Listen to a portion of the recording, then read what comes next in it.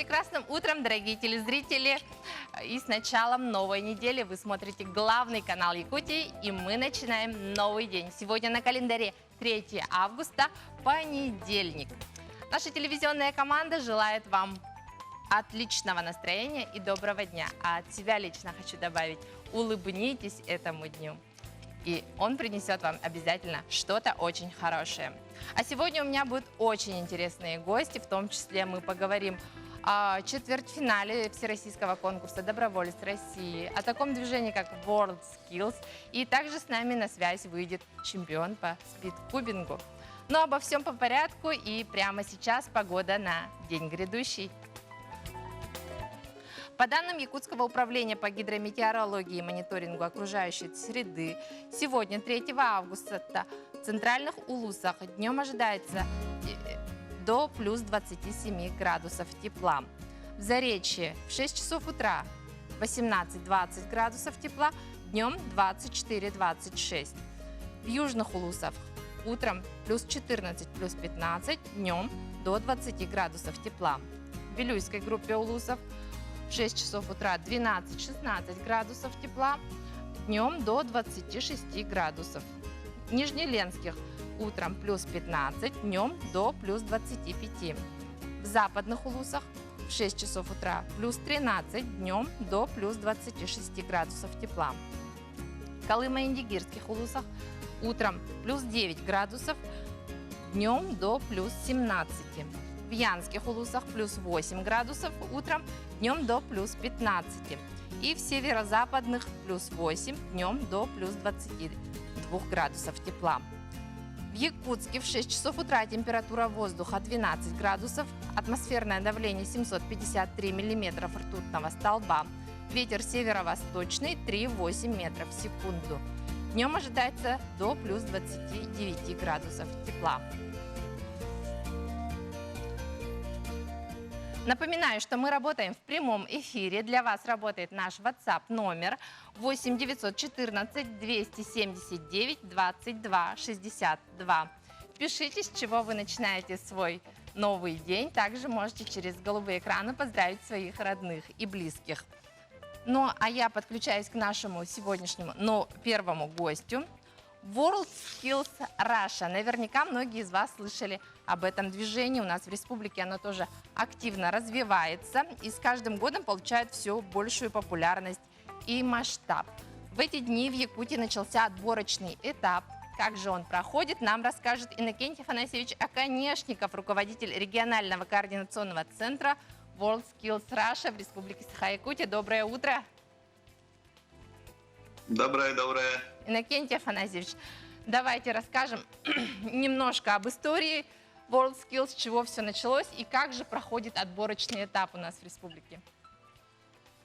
Наверное, многие слышали, что такое международное движение WorldSkills International. История довольно-таки немолодая, начинается с 1946 года, и Россия вступила в него всего лишь 8 лет назад. То есть для нас это, не очень старая история. И получилось так, что Республика Саха-Якутия тоже активно участвует прямо с первого года.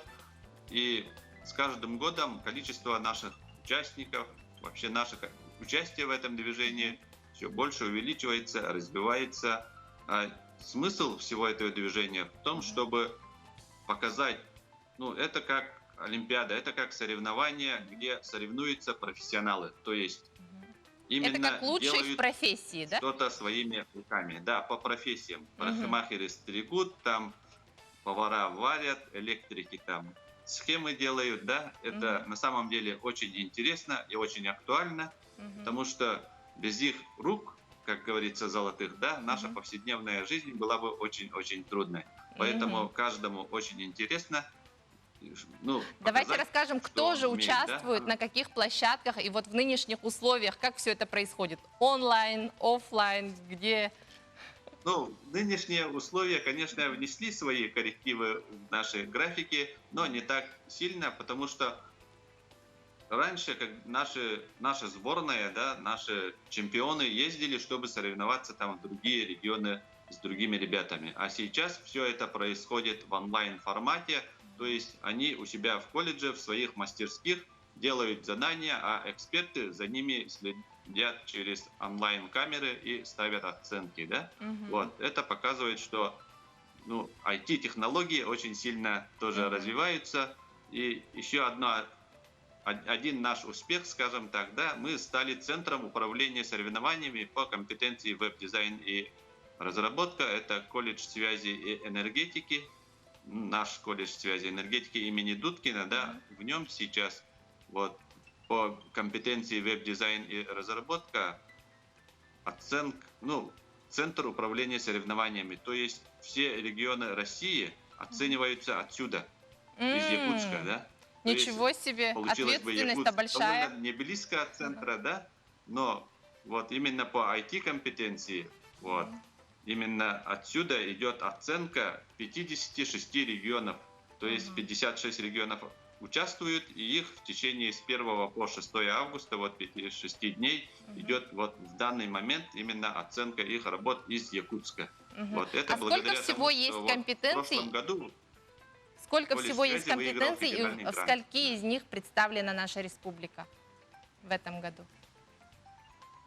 В этом году вообще финал будет в сентябре, и туда сразу попало 85 наших, по 85 компетенциям наша сборная, а по 27 компетенциям идет сейчас отборочные соревнования. Из них мы участвуем по 23 компетенциям. Вот. Но если говорить про географию, да, это город Якутск. Тут, вчера в Жатайском техникуме стартовали, вот, например, повара. Сегодня стартуют учителя начальных классов, да. Веб-дизайн и разработка будет в городе Якутске. Также в городе Якутске будет, много компетенций, например, геодезия, да, там Что еще? и Так, мы начали говорить о географии. Из каких-то улусов там, районных колледжей есть? так, представлен город там Нерюнгри, Мгм. электромонтаж сегодня тоже стартует, также город Покровск и Нюрбинский улус, Малыкайская средняя общеобразовательная школа. Там будет проходить тоже площадка по 2 компетенциям. Это для школьников, это предпринимательство и технология моды. Вот как раз хотела спросить, вы сказали школьники, там тоже могут участвовать, да, дети? Да, если говорить про возраст, да, это школьники, потом молодые профессионалы, это до 22 лет, да, и самое старшее поколение, это навыки Бундрах, это 50+. Ничего себе. Три таких поколения, 3 возрастных Три категории, возрастные скажем категории, так, да, участвуют. получается? А скажите, вот все-таки поваров мы обычно оцениваем по вкусу, да, вот эта вот онлайн-оценка, она никак не отразится на качестве, как вы считаете? Это впервые происходит онлайн-оценка в таком формате, поэтому сейчас о результатах, наверное, говорить сложно, но линейка оценивания, баллы, там все это позволяет делать на самом деле онлайн очень даже качественно, и можно в этом, быть уверенными.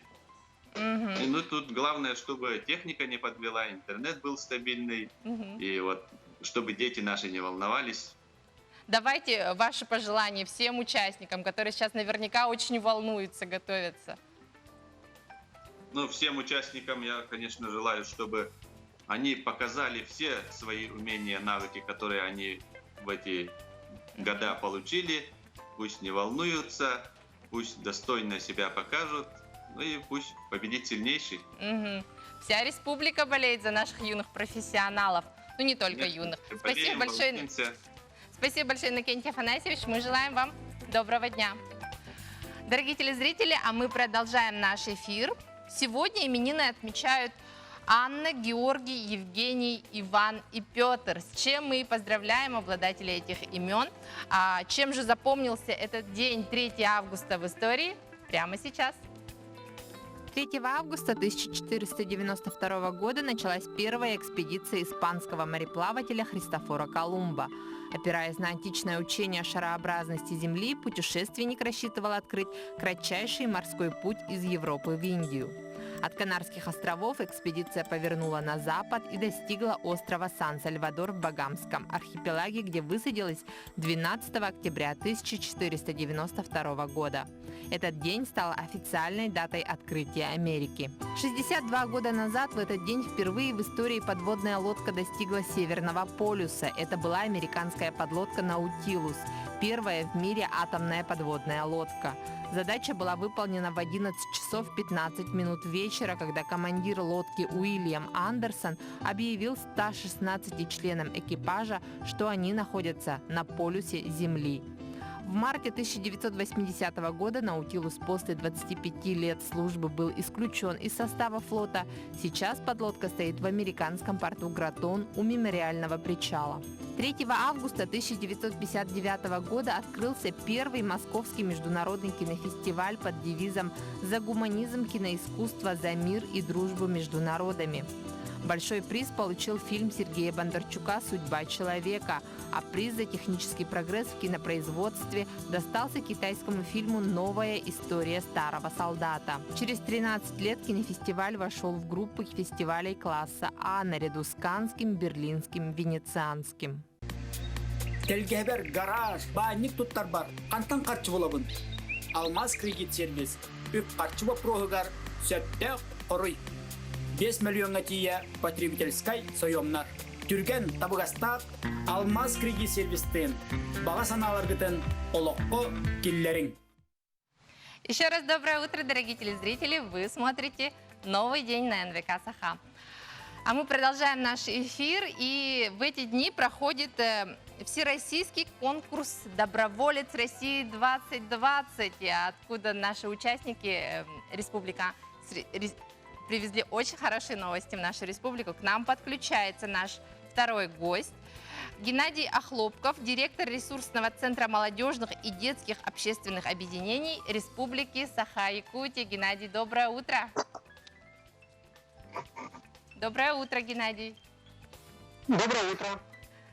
Как день начинается? С кофе? Во-первых, хочу передать всем большой привет с добрым утром. И большое спасибо за то, что вы обратили на нас внимание, отслеживаете нашу деятельность. Давайте расскажем, что же такое конкурс «Доброволец России», с какими новостями вы сегодня к нам? Действительно, прошел такой замечательный общероссийский большой конкурс среди добровольцев. В основном они рассматривают проекты в сфере добровольчества. Он проводится традиционно, но в этом году он привлек внимание самое большое количество людей, и всего в этом конкурсе приняло участие 53 219 человек. Всего это со всей страны? Со всей страны? Это на российском уровне. На российском уровне. И прошли уже 2 этапа, отборочный этап и региональный этап, где мы стали победителями четвертьфинала и прошли на полуфинальный этап. И всего с нашей республики прошло 15 проектов. Ничего себе. А вот вы сказали в совершенно разных сферах. Вот какого характера это проекты? Что за добровольческие проекты? Да, добровольчество объединяет все направления жизнедеятельности нашей республики, начиная от того, что нужно и необходимо помочь окружающей среде, экологии нашей республики, детям, младшим, старшим нашим поколениям, да, животным необходима поддержка. Поэтому очень разные направления, все зависит от автора проекта, от команды, от тех людей, которые готовы помочь родному селу, своей местности и так далее. Поэтому все зависит от автора, от группы людей. А кто мог принять участие? Вот вы сказали, у нас прошли 15 проектов. Вот какого характера это? Что они сделали? Что за проекты? Проекты, как я сказал, они разные и делятся на две категории. Это дети от 14 до 18 лет и группа 18+, то есть это люди, которые уже работают или являются студентами. Мы представили проект. Проект называется «Знаем ли мы своих героев?». И хотел бы немножко рассказать о содержании нашего проекта. Многие, наверное, не знают, кто такой Егор Иванович Шавкунов.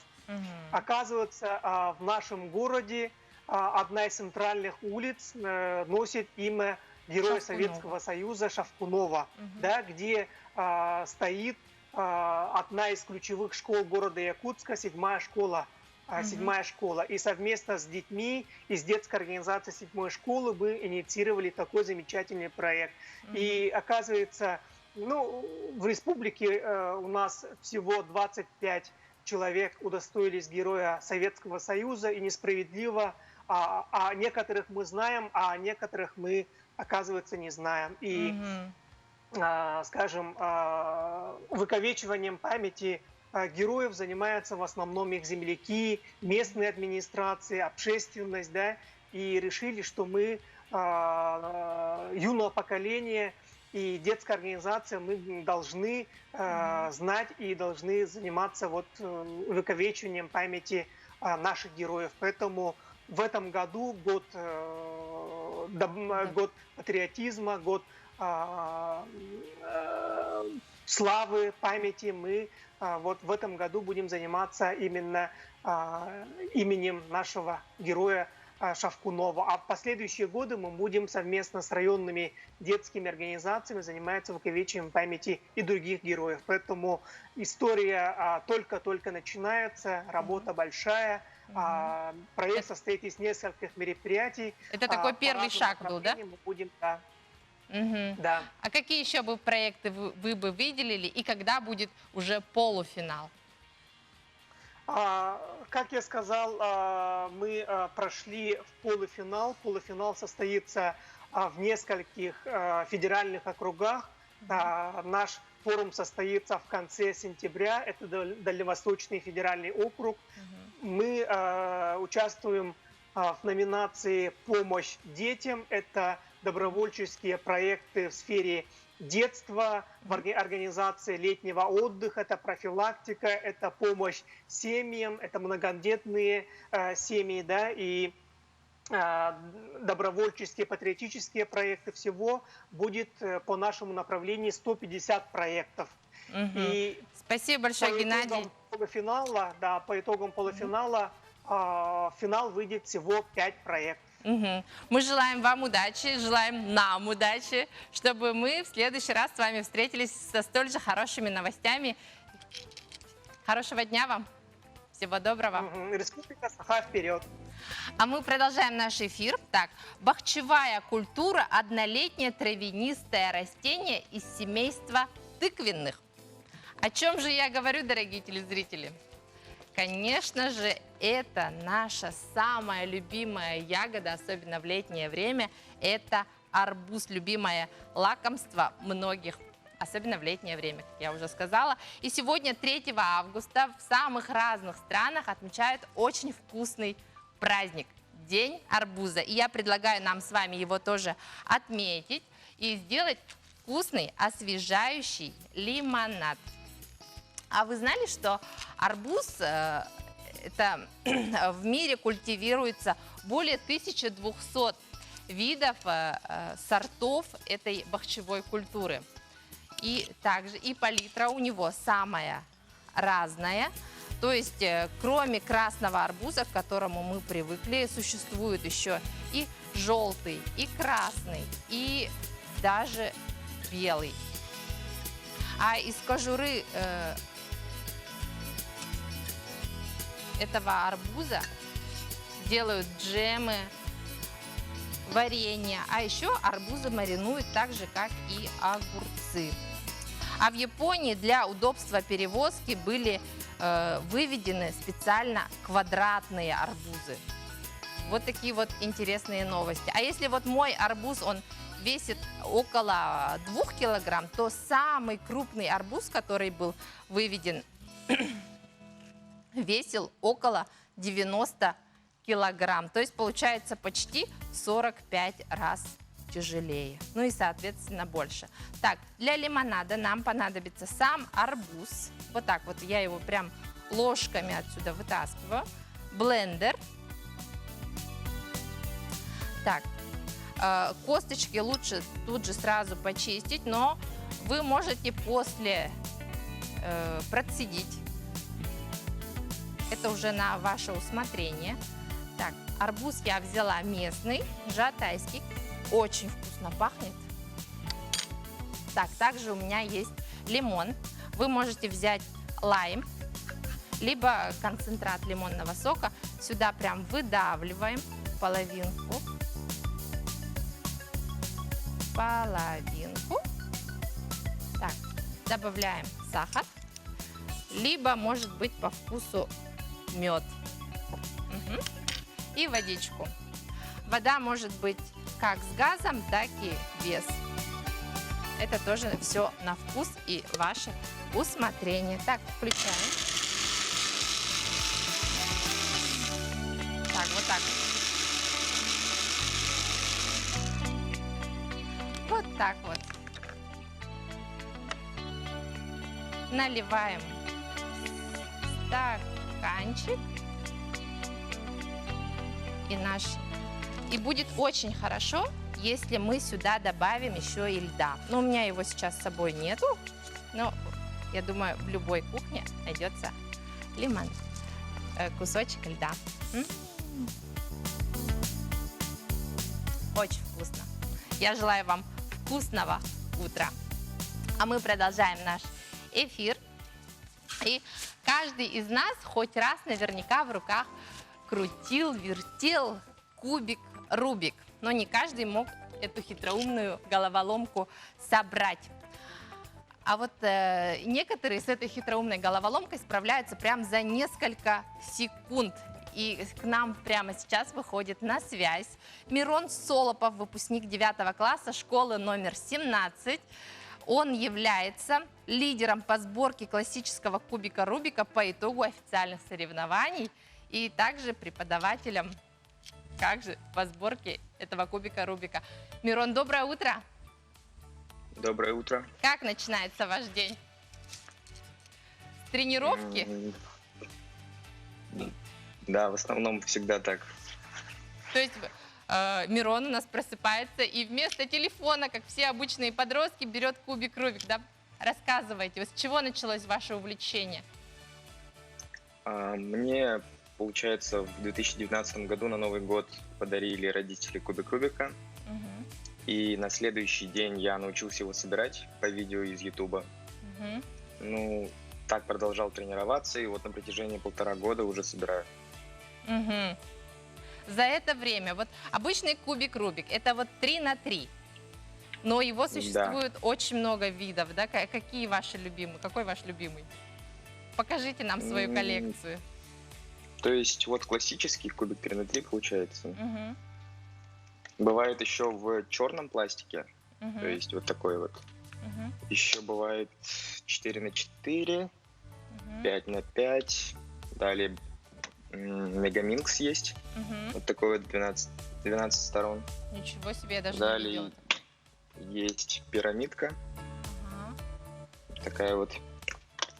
Еще есть различные шейп-моды, то есть как, допустим, Mirror Blocks. Угу. Он собирается не по цветам, а по форме. Ага. Меняет форму, когда крутишь. И также вот 2 на 2, Ага. маленький. А какой сложнее всего? Сложнее всего, ну, то есть, если учишься впервые, то, наверное, Мегаминкс будет самым сложным. И за сколько секунд вы его собираете? Я его примерно за минуту 20 собираю. Ничего себе. Давайте вы нам сейчас покажете, да, небольшой мастер-класс. Вот если я впервые взяла вот этот кубик Рубик, наверное, начинать лучше с классического, да? Да, все с классического обычно начинают. Угу. Ну, допустим, давайте размешаем сначала. Угу. И всегда начинается сборка с креста. Чуть-чуть повыше То поднимите, есть, пожалуйста. Ага. Ох вот. ты. Ага. Получается, должны собрать такой узор, Ага. крест. Далее уже собираются углы. Ага. Сейчас я это продемонстрирую. Вот. Мгм. Углы — это в методе для новичков. Мгм. Сначала собираются углы, потом собираются, получается,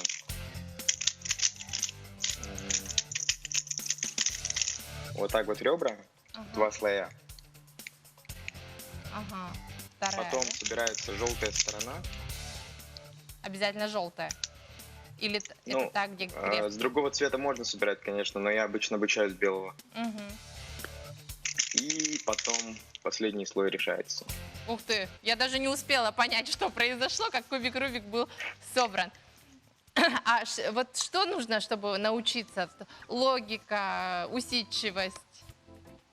Да, усидчивость. Да, Ага. скорее усидчивость. Далее уже вы научитесь и будете продолжать уже упорными тренировками, получается. Мгм. А вот в соревнованиях вы участвуете же, да? Какие последние соревнования, в которых вы участвовали? А вот в 2019 году, в ноябре, по-моему, были соревнования. Мгм. Вот они И- как раз-таки были самыми масштабными Мгм. официальными соревнованиями. И какой был рекорд ваш? Сколько секунд? А на соревнованиях, Мгм. ну там лучшая сборка была за 9, Мгм. а так в среднем за 10, по-моему. Мгм. Вот. И этих результатов Мирон добился всего за каких-то 1,5 года. Это вы, получается, ежедневно тренируетесь? Да, Да? нет, на тот момент у меня был, получается, на соревнованиях 9 секунд результат. Сейчас у меня уже лучшие результаты. Хорошо. Спасибо большое, Мирон. Мы желаем, чтобы вы не останавливались на достигнутом, все больших и лучших вам результатов. Всего доброго. Спасибо. Дорогие телезрители, и на этом наш эфир подходит к концу. Я желаю вам всего самого наилучшего. А через несколько секунд встречаетесь с моими коллегами Айталиной Константиновой и Петром Кулаковским. Они уже готовы, чтобы войти сюда к вам в студию. Пишите к нам на WhatsApp номер, который вам покажут на экране. Айталина и Петр вам обязательно все зачитают. Всего вам доброго и хорошего дня!